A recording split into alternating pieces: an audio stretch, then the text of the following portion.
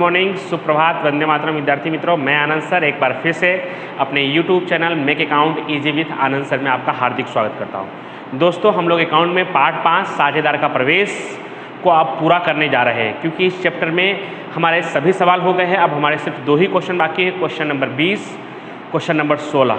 उदाहरण भी लगभग सभी पूरे हो गए हैं। बस क्वेश्चन नंबर 16 के जैसा जो उदाहरण है वो एक उदाहरण बाकी है।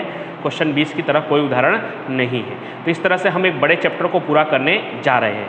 अब नेक्स्ट 1 या 2 वीडियो में हमारा ये चैप्टर पूरा हो जाएगा। तो क्वेश्चन नंबर 20 पेज नंबर 215, चलिए शुरू करते हैं। कोशिश हमेशा की तरह आपकी स्क्रीन पर दिखाई दे। दोस्तों, क्वेश्चन नंबर 20 शुरू करने से पहले मैं उसकी एक खास बात बता दूं कि अभी तक हम जो सवाल कर रहे थे उसमें पुराने जो साझेदार थे वो 2 हुआ करते थे और एक नया साझेदार प्रवेश करता था, यानी नई पक्की दर्पण में हम 3 साझेदार वाला नया पक्की दर्पण तैयार करते थे। इसमें खास बात क्या है इस प्रश्न में, बाकी सब तो पुराना ही टॉपिक है, बस नई बात यही है कि इसमें पहले से ही 3 साझेदार है ऑलरेडी और एक नया साझेदार प्रवेश करेगा, यानी कुल मिलाकर कितने साझेदार हो जाएंगे नई पक्की दर्पण में? 4 साझेदार हो जाएंगे। वही इस सवाल की सबसे खास बात है, बाकी सब पुराना ही है जैसे हम पहले करते थे। तो चलिए देखते हैं। मीत, जीत और नील, देख सकते हैं आप 3 साझेदार पहले से ही दिया हुआ है। मीत, जीत और नील 3:2:1 के प्रमाण में लाभ हानि बांटने वाले साझेदार है। मैंने यहाँ पे देखिए पूंजी खाता भी बना दिया है। मीत, जीत, नील और नया साझेदार हीर, तो उनका पुराना अनुपात है 3:2:1 पहले से लिख कर रख दिया है, क्योंकि आपको पता है कि ख्याति के अलावा बाकी जो भी चीज़ बांटना होता है हम पुराने अनुपात में बांटते हैं। आगे क्या दिया है? तारीख 31/3/17 की उनकी पेढ़ी की पक्की दर्पण निम्नानुसार थी। पक्की दर्पण में देख सकते हैं कि आप तीनों साझेदारों का पूंजी दिया हुआ है। मीत, जीत, नील का सामान्य अनामत, विनियोग अनामत, कारीगर मुआवजा अनामत, कारीगर लाभांश फंड, कारीगर बचत खाता, लेनदार, संपत्ति लेना में मकान, यंत्र, विनियोग, देनदार, स्टॉक और रोककर दिया हुआ है। अब समायोजन पढ़ते हैं। उपरोक्त तारीख को उन्होंने हीर को नए साझेदार के रूप में प्रवेश दिया। हीर कौन है? नया साझेदार, यानी 3 साझेदार पहले से है, मीत, जीत और नील, और हीर कौन है? नया साझेदार। आज यानी पूंजी खाते में 4 कॉलम बनेंगे साझेदार का, रोज 3 बनते हैं, आज 4। मीत, जीत, नील पहले से है और हीर नया साझेदार है। प्रवेश की शर्तें निम्नानुसार थी। पहला, मीत अपने लाभ में से, क्या वर्ड लिखा हुआ है दोस्तों? में से। अब आपको क्लियर हो गया होगा, क्योंकि मैं पहले दिन से ही, यानी जब इस स्वाध्याय को शुरू करने से पहले ही मैं आपको नियम बता चुका हूं, क्लियर कर चुका हूं, बीच बीच में कोई भी कंफ्यूजन नहीं आना चाहिए आपको। मैं पहले से क्लियर कर चुका हूं कि प्रश्न में अगर में से लिखा होगा तो वो डायरेक्ट त्याग माना जाएगा और का लिखा होगा तो आपको निकालना पड़ेगा। तो मीत अपने लाभ में से 1/8 भाग, जबकि नील अपने भाग में से 1/24 भाग हीर के पक्ष में त्याग करेगा। किसके बारे में कहा है? मीत और नील के बारे में कहा है, और जीत के बारे में कुछ भी नहीं कहा है। इसका मतलब जीत कोई भी त्याग नहीं करेगा। तो में से लिखा है तो डायरेक्ट त्याग माना जाएगा। बस पहले वाले का 1/8 है तो उसको 24 लाने के लिए ऊपर नीचे 3 से गुणा करना पड़ेगा। तो उस हिसाब से मीत का आएगा 3/24 और नील का आएगा 1/24, यानी त्याग का भाग कहलाएगा 3:1। त्याग का प्रमाण क्या कहलाएगा? 3:1। त्याग का प्रमाण हम क्यों निकालते हैं? तो नया साझेदार जो ख्याति लाता है उसे बांटने के लिए हम त्याग का प्रमाण निकालते हैं, और इसी दोनों के त्याग के भाग की सहायता से हम नए साझेदार का भाग भी निकालेंगे। तो वो कैसे निकालेंगे? तो हीर का भाग बराबर मीत का त्याग प्लस नील का त्याग, मीत का त्याग प्लस नील का त्याग, यानी 3/24 और 1/24 को जोड़ देंगे तो 4/24। दोस्तों टेंशन मत लेना, मैं गणना भी करके दिखाऊंगा। अभी फिलहाल वहाँ प्रश्न चल रहा है आपकी स्क्रीन पर। प्रश्न पूरा होने के बाद मैं बारी बारी से सबकी गणना भी करूँगा, लेकिन अभी फिलहाल ये बता रहा हूँ कि कुछ भी नया नहीं है, रोज की तरह ही है। बस फर्क इतना है कि हमेशा 2 साझेदार पुराने होते थे, आज पुराने साझेदार 3 है, बस इतना ही फर्क है। दूसरा, पेढ़ी के ख्याति का मूल्यांकन 60,000 से किया गया। हीर अपने भाग की ख्याति रोकड़ में लाएगा, तो हीर का भाग हमने निकाल लिया था 4/24, तो 60,000 गुणे 4/24 यानी 1/6 करेंगे। 60,000 गुणे 1/6 तो 10,000 आएगा। अपनी भाग की ख्याति रोकड़ में लाएगा, तो आपको अच्छी तरह से पता है 2 रोज नामचा होगा। रोकड़ खाता उधार ख्याति के प्रीमियम खाते का, और ख्याति के प्रीमियम खाते उधार त्याग करने वाले साझेदारों के पूंजी खाते का, क्योंकि पुराने साझेदार के पूंजी में तो 3 नाम है, लेकिन उसमें से जीत ने कोई त्याग नहीं किया है तो उसको ख्याति नहीं मिलेगा, क्योंकि हम ख्याति त्याग के प्रमाण में बांटते हैं। उसके बाद तीसरा, विनियोग की बाजार कीमत 52,000 जो वही में लिखना है। तो देखिए अंदर विनियोग कितना दिया हुआ है? 60,000, तो उस पर लगा दीजिए नंबर 3, और उसकी बाजार कीमत हमें कितनी गिनी है? 52,000, यानी 8,000 का नुकसान हुआ है। लेकिन साथ ही साथ आपको पूंजी दायित्व में विनियोग अनामत भी दिया हुआ है 20,000, तो उस पर भी नंबर 3 लगाइए। 20,000 में से 8,000 नुकसान घटा भी देंगे तो भी 12,000 बचेगा। कम नहीं पड़ेगा दोस्तों, बचेगा, और बचेगा तो हम क्या करेंगे? पूंजी खाते के जमा में उसे बांट लेंगे। चौथा, कारीगर मुआवजा का 18,000 का दावा मंजूर रखा है, तो कारीगर मुआवजा अनामत भी दिया हुआ है 15,000, उस पर आप लगा दीजिए नंबर 4। सबसे पहले कारीगर मुआवजा दावा का एंट्री कहाँ करेंगे हम, तो पूंजी दायित्व में लिखेंगे कारीगर मुआवजा दावा कितना 18,000 और हमारे पास अनामत कितना है 15,000, तो दोस्तों बच नहीं रहा है, 3,000 कम पड़ जा रहा है क्योंकि हमने स्वीकार किया है 18,000 और हमारे पास अनामत सिर्फ कितना है 15,000, तो 3,000 जो कम पड़ रहा है, नुकसान हो रहा है, वो कहाँ लिखेंगे, पुनः मूल्यांकन खाते के उधार में लिखेंगे। उसके बाद पांचवा है, यंत्रों की बाजार कीमत 60,000 है जबकि मकान की बाजार कीमत 1,26,000 है, जो बही में लिखना है, तो लगा दीजिए मकान और यंत्र पे नंबर 5। यंत्र पहले 80 था, अब 60 हो गया, यानी 20,000 का नुकसान हुआ, और मकान पहले 1,00,000 था, अब 1,26,000 हो गया, तो 26,000 का क्या हुआ है, फायदा हुआ है। तो नुकसान हुआ है तो पुनः मूल्यांकन के उधार में लिखेंगे यंत्र खाते, और लाभ हुआ है मकान में तो पुनः मूल्यांकन के जमा में लिखेंगे। नंबर 6, हीर पूंजी के रूप में 50,000 रोकड़ लाएगी, इजी है, हमेशा की तरह है, रोकड़ खाता उधार हीर के पूंजी खाते का।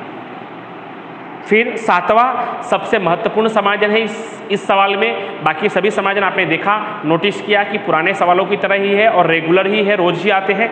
7वां थोड़ा हल्का सा नया है, हीर के पूंजी को आधार मानकर, हीर के पूंजी को आधार मानकर अन्य साझेदारों की पूंजी नए लाभ हानि के प्रमाण में रखना है, आवश्यक असर रोकड़ खाते देना है। खैर ये नहीं भी लिखा होता तो भी हम आवश्यक असर रोकड़ खाते ही देंगे, लेकिन लिखा है तो और अच्छी बात है। अब लेकिन इससे क्या मालूम पड़ा कि हीर के पूंजी को आधार मानकर नए अन्य साझेदारों की पूंजी नए लाभ हानि के प्रमाण में रखना। अब नया लाभ हानि का प्रमाण हमें नहीं दिया है दोस्तों, तो वो भी हमें निकालना पड़ेगा, और उस नए लाभ हानि के प्रमाण में हम पूंजी निकालेंगे बाकी साझेदारों का हीर के पूंजी के आधार मानकर, और वो पूंजी हम यहाँ पे शेष आगे ले गए के रूप में लिखेंगे, और उसके लिए कोई रोककर लाएगा तो कोई रोककर ले जाएगा, कोई रोककर लेकर आएगा तो हम यहाँ पूंजी खाते के जमा में लिखेंगे, और कोई लेकर जाएगा तो हम पूंजी खाते के उधार में लिखेंगे। वो हमें कैसे मालूम पड़ेगा, तो वो हमें सबसे लास्ट में डिफरेंस से मालूम पड़ेगा। करना क्या है आपको, उपरोक्त विवरण पर से आवश्यक खाते तैयार करो और प्रवेश के बाद की पक्की तलपट तैयार करो। तो ये हमारा सवाल हो गया। अब आपके स्क्रीन पर से सवाल हट जाएगा। अब हम बारी बारी से सभी समायोजनों को हल करेंगे, लेकिन समायोजनों को हल करने से पहले हमारा जो बेसिक 3 स्टेप है उसको पूरा करते हैं। तो सबसे पहला स्टेप, यस आपको अब अच्छी तरह से याद हो गया होगा, पूंजी खाते के जमा में और रोकड़ ऑब्लिक बैंक खाते के उधार में क्या लिखेंगे, शेष आगे लाए। तो ये रहा हमारा पूंजी खाता, पूंजी खाते के जमा में शेष लाए, पहले वाले का 1,00,000, दूसरे वाले का 75,000। दोस्तों छोटा छोटा लिख रहा हूँ क्योंकि जगह नहीं है। नील का कितना है 50,000, और हीर तो नया साझेदार है तो उसके खाने में डैश। रोकड़ ऑब्लिक बैंक खाते के उधार में शेष आगे लाए,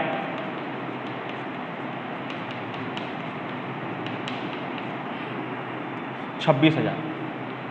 तो ये हमारा पहला बेसिक स्टेप हो गया।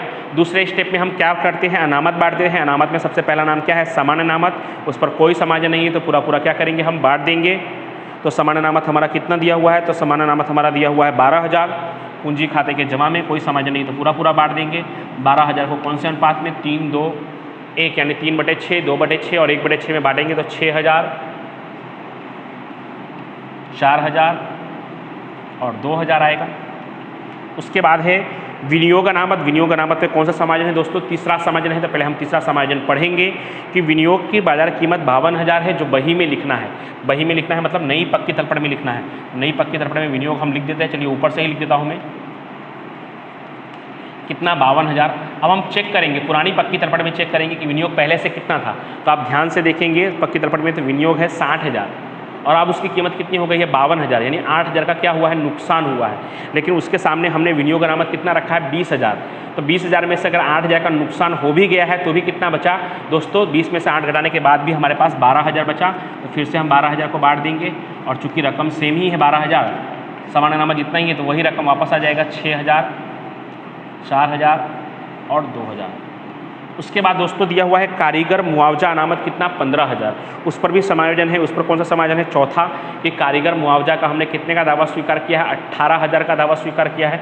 तो सबसे पहले तो हम लोग पक्की तलपट की पूंजी दायित्व में लिख लेंगे, एकदम नीचे से ही लिख ले रहा हूँ, कारीगर अकस्मात दावा कितना हमने स्वीकार किया है 18,000।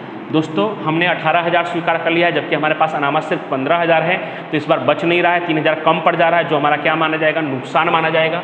और नुकसान माना जाएगा तो हम कहाँ लिखेंगे, पुनः मूल्यांकन के उधार में कारीगर अकस्मात दावा कितना 3,000, 3000 कैसे आया? तो 15,000 हमारे पास अनामत था और हमने स्वीकार कर लिया था 18,000, तो 3,000 का हमें क्या हुआ? नुकसान हुआ। उसके बाद संपत्ति नाम में जाकर हम वो 3 नाम चेक करेंगे। वो 3 नाम कौन से? ख्याति, विज्ञापन, अभियान खर्च और लाभ हानि के उधार शेष, लेकिन तीनों में से कोई नहीं है, मतलब वो तीसरा स्टेप आज भी आपका स्किप हो जाएगा। चलिए अब हम बारी बारी से समाजनों को पढ़ेंगे और ज़रूरत पड़ा तो उसको हल करेंगे। उपरोक्त तारीख को उन्होंने हीर को नए साझेदार के प्रवेश दिया। प्रवेश की शर्तें निम्नानुसार थी। पहला, मीत अपने लाभ में से, मीत को हमने एम नाम दिया है, एम अपने लाभ में से, कौन सा वर्ड लिखा है? में से वर्ड लिखा हुआ है। कितना? तो मीत अपने लाभ में से 1/8, और जबकि दूसरा कौन है? नील, एन अपने लाभ में से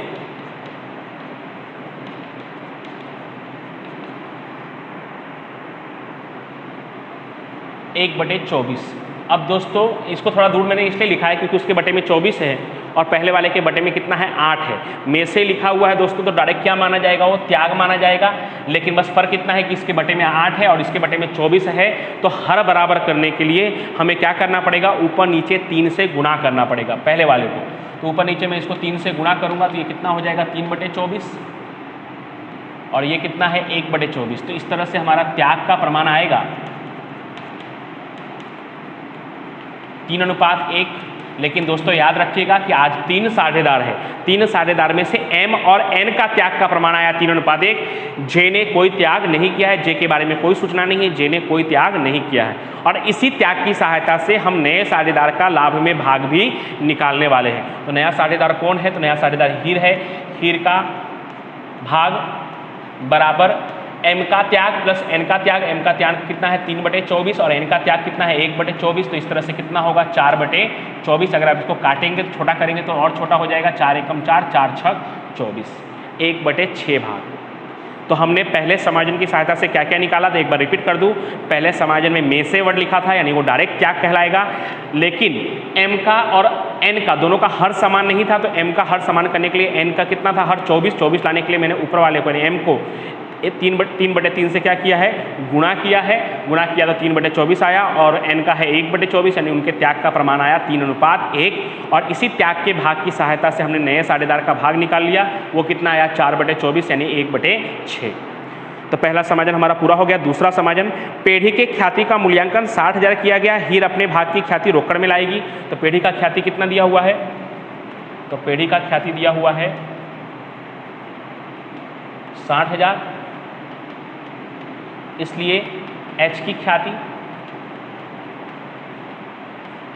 60,000 गुणे 1/6, 10,000। ये 1/6 कहाँ से आया? तो ये जो हमने नया भाग निकाला था 4/24, वो भी लिख सकते हैं आप, लेकिन 4/24 को छोटा किया था तो 1/6 आया था। तो 60,000 गुणे 1/6, 10,000, क्योंकि क्या लिखा हुआ है? हीर जो है वो अपने भाग की ख्याति रोकड़ में लाएगी। तो पेढ़ी की ख्याति पर से पहले हमने क्या किया? हीर का ख्याति निकाला, और हीर अपनी ख्याति रोकड़ में लाएगी तो उसका 2 रोज नामचा होगा। पहला रोज नामचा रोकड़ खाता उधार ख्याति के प्रीमियम खाते का। रोकड़ खाते के उधार में जाकर क्या लिखेंगे?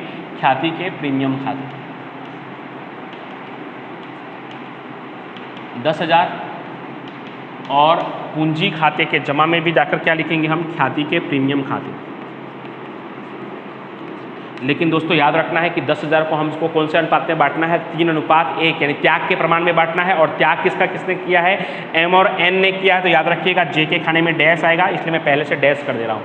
और एम और एन के बीच 3:1 में जब हम ख्याति को 10,000 को बांटेंगे तो पहले वाले का आएगा 7500 और एन का आएगा 2500, और जे के खाने में डैश आया क्योंकि उसने कोई त्याग नहीं किया है। ठीक है, तो याद रखिएगा। तीसरा, विनियोग की बाजार कीमत 52,000 है, तो ये हमने पहले ही पूरा कर दिया। चौथा, कारीगर मुआवजा वाला भी हमने पूरा कर दिया। अब हम डायरेक्ट किस पे आ गए? 5वें पे। यंत्रों की बाजार कीमत 60,000, जबकि मकान की कीमत 1,26,000 है। तो पहले तो हम पक्की तलपट के संपत्ति लेना में लिख लेंगे, यंत्र 60,000 और मकान 1,26,000। उसके बाद हम तुलना करेंगे कि हमें लाभ हुआ है कि नुकसान हुआ है। तो हम चेक करेंगे कि पहले वाले पक्की तलपट में कितना दिया है।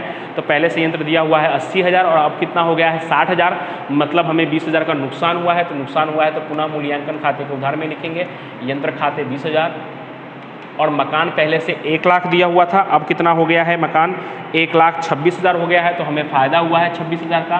तो हम पुनः मूल्यांकन के जमा में लिखेंगे, मकान खाते 26,000, तो इस तरह से हमारा पांचवा समायोजन हो गया। छठा, हीर पूंजी के रूप में 50,000 रोकड़ लाएगी, एकदम इजी है, सबसे आसान, डेली आता है। एक तरह से स्टेप ही समझ लीजिए इसको। पूंजी के रूप में 50,000 लाएगी, कौन लाएगा? हीर लाएगी। तो क्या रोज नाम चाहोगा? रोकड़ खाता उधार हीर के पूंजी खाते का, एच के पूंजी खाते कितना? 50,000। और पूंजी खाते के जमा में हम क्या लिखेंगे? रोकड़ खाते। हीर के खाने में कितना लिखेंगे? 50,000। अब सबसे लास्ट वाला समायोजन, हीर के पूंजी को आधार मानकर अन्य साझेदारों की नई पीढ़ी की पूंजी भी उनके नए लाभ हानि के प्रमाण में रखना है। दोस्तों, नए लाभ हानि के प्रमाण में रखने के लिए हमें क्या निकालना पड़ेगा? नया लाभ हानि का प्रमाण निकालना पड़ेगा। मैंने 19वें नंबर के सवाल में आपको नया लाभ हानि का प्रमाण का सूत्र बताया था, कुछ नया नहीं है, उसको हम कैसे नया, आपने एक सूत्र बना लिया था, नया भाग बराबर पुराना भाग माइनस त्याग। ये हमने कैसे बनाया था? तो मैंने आपको याद दिलाया था कि हम त्याग का सूत्र जानते हैं।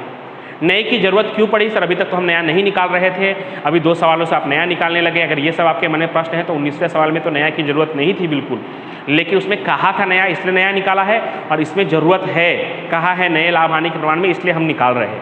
कैसे निकालेंगे? तो इसके लिए भी कोई नया सूत्र याद रखने की जरूरत नहीं। आपको त्याग का याद है, त्याग बराबर पुराना माइनस नया। तो नया इस तरफ आएगा तो प्लस में होगा और त्याग उस तरफ जाएगा तो माइनस में होगा, यानी एक सूत्र बनेगा नया भाग बराबर पुराना माइनस त्याग। तो उस हिसाब से पहले किसका? तो यहाँ पे कौन है? पुराना साझेदार एम, एम का नया भाग, उसका पुराना भाग कितना है एम का? तो एम का पुराना भाग है 3/6 और उसका त्याग है, यहाँ देख सकते हैं एम का त्याग 3/24, लसा ले लेंगे 6 और 24 का लसा कितना होगा? 24, 6 चौक 24, 3 चौक 12, 24 एकम 24, 3 एकम 3, कितना आया? 9/24। इस तरह से m का हो गया। m के बाद कौन है? j, j का नया भाग, तो j का पुराना भाग कितना है? 2/6 और उसका त्याग क्या है? 0। 2/6 में से 0 घटाएंगे तो 2/6 ही आएगा, लेकिन 24 लाने के लिए, क्योंकि सबके नीचे हर 24 आने वाला है, तो 24 यानी हर बराबर करने के लिए हम ऊपर नीचे क्या किससे गुना करेंगे? 4 से गुना करेंगे, 4/4 से। तो 2 चौके 8, 8/24, 8/24 का मतलब ही दोस्तों 2/6 ही होगा, 4 के पारे में काटेंगे तो आप। और ये 0 क्यों लिखा है मैंने? 0 मैंने इसलिए लिखा है दोस्तों क्योंकि उसने कोई त्याग नहीं किया था। अब उसके बाद कौन? एन, नील, नील का नया भाग, तो उसका पुराना भाग है 1/6 माइनस उसका त्याग है 1/24, फिर से लसा क्या आएगा? 24, 6 चौक 24, 4 एकम 4, 24 एकम 24, 1 एकम 1, 3/24। और नया साझेदार है हीर, हीर का भाग तो हमने पहले से निकाल लिया था, ये रहा 4/24। इस तरह से नया प्रमाण, चारों साझेदार का नया प्रमाण कितना माना जाएगा? 9:8:3:4, 9:8:3:4। अब उन्होंने क्या कहा है प्रश्न में कि हीर के पूंजी को आधार मानकर नए साझेदारों की पूंजी भी उसी अनुपात में रखना है। तो अब इसकी गणना 2 प्रकार से हो सकती है। एक तो आप सबका अलग अलग निकालो, या तो एक बार कुल पूंजी निकाल कर डायरेक्ट उसको बांट दो, यानी अलग अलग निकालने का मतलब हीर का भाग कितना है? यहाँ पे देख सकते हैं हीर का भाग 4 भाग है, तो हम लिखेंगे 4 भाग पे उसने कितनी पूंजी लाई थी? 50,000। तो 4 भाग पे 50,000, तो 9 भाग पे कितना? फिर दूसरी बार जीत का निकालने के लिए 4 भाग पे 50,000, 8 भाग पे कितना? फिर तीसरी बार नील का निकालने के लिए 4 भाग पे 50,000, तो 3 भाग पे कितना? ऐसा कर सकते हो। या दूसरा उससे भी अगर आसान तरीका आपको करना है तो आप ऐसा कर सकते हो कि 4 भाग पर H की पूंजी 50,000, तो कुल कितना भाग है? तो कुल 24 भाग है, 9, 8, 17, 3, 20 और 4, 24, तो कुल 24 भाग पर कुल पूंजी कितना? ऐसे करके आप उसका कैलकुलेशन कर सकते हो। 50,000 गुणे 24, 24 जाकर गुना होगा और 4 भाग में आएगा, 4 छक 24, 50,000 गुणे 6 करेंगे तो 3 लाख। तो ये 3 लाख क्या मिल गया? तो ये 3 लाख आपको पूरे पीढ़ी की पूंजी मिल गई। अब इससे फ़ायदा ये होगा कि आपको सबका अलग अलग बारी बारी से निकालने की ज़रूरत नहीं है, थोड़ा स्टेप कम हो जाएगा। हमने क्या किया? पहले नया प्रमाण निकाल लिया, वो समझ गए आप, कल की तरह ही हमने, कल के वीडियो की तरह ही हमने नया प्रमाण निकाल लिया। नया प्रमाण निकालने के बाद हमने एक पद रखा, जैसे उन्होंने कहा था ना हीर की पूंजी को आधार मानना है, तो हीर की का प्रमाण कितना है? 4, नया भाग कितना है? 4, तो 4 भाग पे भाई उसका 50,000, तो कुल भाग है हमारा 24। अब कितने लोग लिखते हैं 4/24 भाग पे इतना, तो 24/24, तो 24/24 मतलब 1 हो जाए तो भी वही आंसर आएगा, लेकिन उससे अच्छा 4 भाग पे इतना, तो 24 भाग पर कितना, तो वो हमने निकाला। तो हमारा कितना आया 3 लाख कुल पूंजी आया। 3 लाख को बारी बारी से 9:8:3:4 में हम बांट देंगे, जिसकी गणना करने की जरूरत नहीं है, कैलकुलेटर पे ही हम कर सकेंगे। 3 लाख गुणे 9/24, 3 लाख गुणे 8/24, 3 लाख गुणे 3/24, 3 लाख गुणे 4/24, और वो करने के बाद हम पहले से ही डिफरेंस बाद में पहले से ही हम यहाँ पे शेष लिख सकते हैं कि शेष आगे ले गए, क्योंकि उन्होंने कहा था कि नई जो पूंजी है वो नए लाभ हानि के प्रमाण में रखना है। तो 3 लाख गुणे जब आप करेंगे 9/24, 8/24 और 3/24 और 4/24, तो कुछ इस तरह से आएगा। पहले वाले का 1,12,500,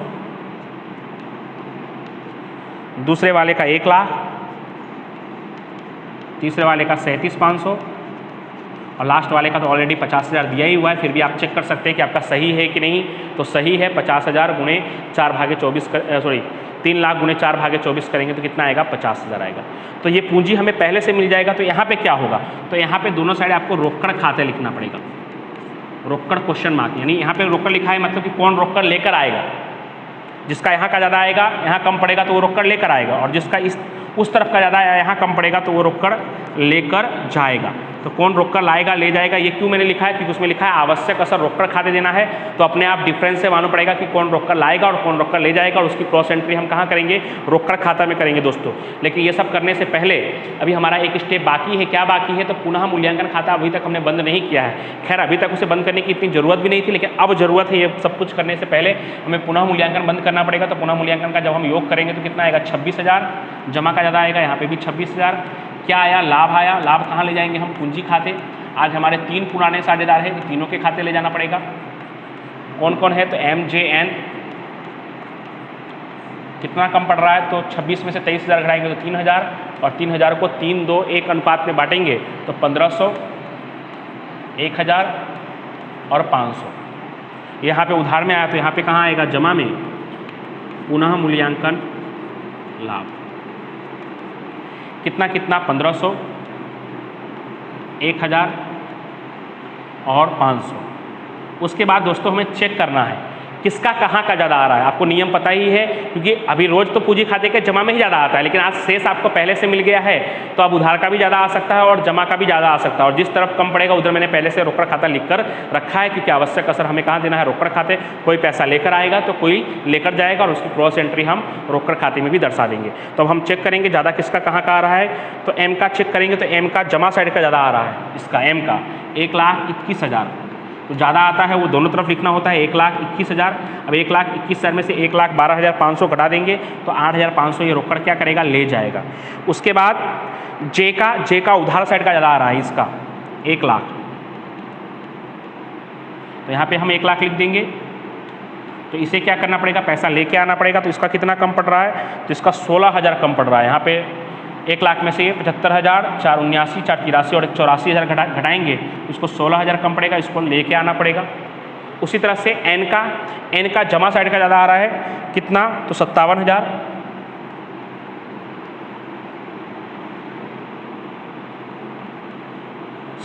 में से 37,500 घटाएंगे तो 19,500।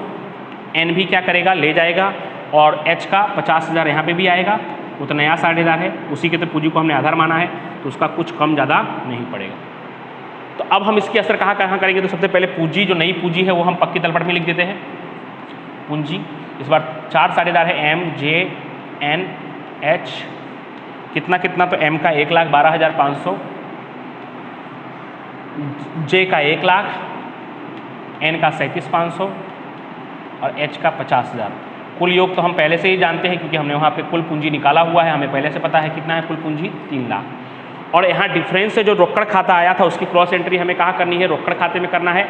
तो M और N का नाम कहाँ पे है, उधार में, तो वहाँ पे कहाँ आएगा, जमा में, M के पूंजी खाते, N के पूंजी खाते। इतना पैसा ये लोग क्या करेंगे, ले जाएंगे। कितना कितना, तो M का है 8,500 और इसका है 19,500। और J का यहाँ पे जमा में कम पड़ रहा था, तो यहाँ पे हम कहाँ क्रॉस एंट्री कहाँ करेंगे, उधार में। J के पूंजी खाते, इतना पैसा ये लेकर आएगा। कितना लाने वाला है ये, तो ये लाने वाला है 16,000। अब दोस्तों हम क्या करेंगे, तो अब हम रोकड़ खाता भी बंद कर देंगे। तो रोकड़ खाता जब हम बंद करेंगे तो रोकड़ खाते का उधार साइड का टोटल ज़्यादा आएगा हमेशा की तरह, 1,02,000, 1,02,000। यहाँ पे जो डिफरेंस बचेगा वो क्या कहलाएगा, शेष आगे ले गए,